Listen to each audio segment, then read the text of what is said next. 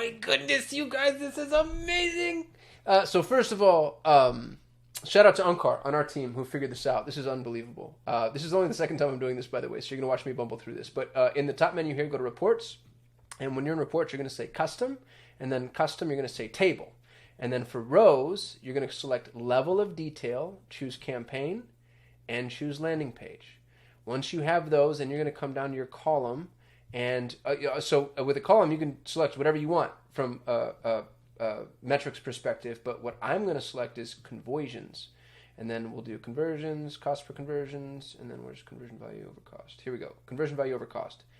And now I'm going to filter by, hold on, campaign type, performance max. Oh, you guys. Now, this is dangerous to do. This is dangerous to do for so many reasons. But look at this. I didn't need to do that. We can see performance on a landing page basis, which means this is going to help with the exclusions. It's like, oh gosh, well, some landing pages are outperforming others. And if we're using final URL expansion, then we can start to determine, which is actually really interesting. I've got 6 conversions on my Create Your Customer Avatar page. I never would have thought that in a billion years that would be a page that's actually driving, and these are obviously lead magnet downloads. I guess I don't know. I'm sure there's a way to filter by conversion type. Is it there? I don't know. I'd have to go figure that out. Somebody who knows reporting, tell me. I guess I'm not going to be able to segment. That'd be asking for too much. That's asking for too much. That's okay. But if I had conversion values added, this is my fault. Egg on my face. But y'all, look at this. Look at this. This is unreal. I didn't think we had this data. As a matter of fact, Google has told us we don't get this data. It's like they don't even know it's here. Look at that page. What is Google Ads? Of course, our homepage. UTM parameter. This is so cool. So cool. And I had no idea that this existed.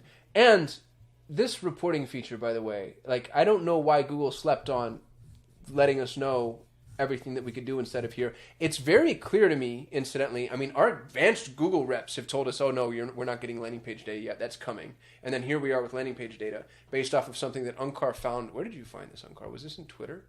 I don't know. Whoever we stole this from, I'm sorry I'm not attributing you. I don't have your name. I just have Ankar's screenshot. I'll try to find the attribution and put it in the description of the video because this is stolen from somebody else.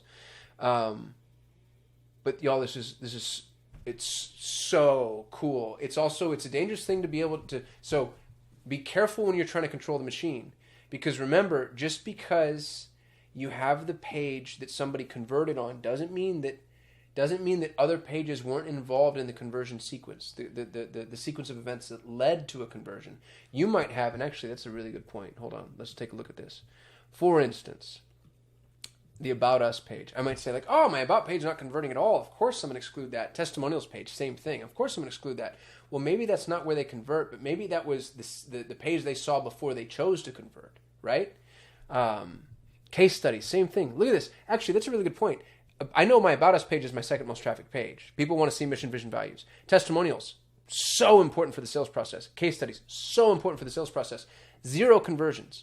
Well, of course, that's not where people go to convert. That's where they go to learn. So be careful with this information, because you don't want to stop your top of the funnel acquisition. You don't want to stop people from engaging in ways that are important.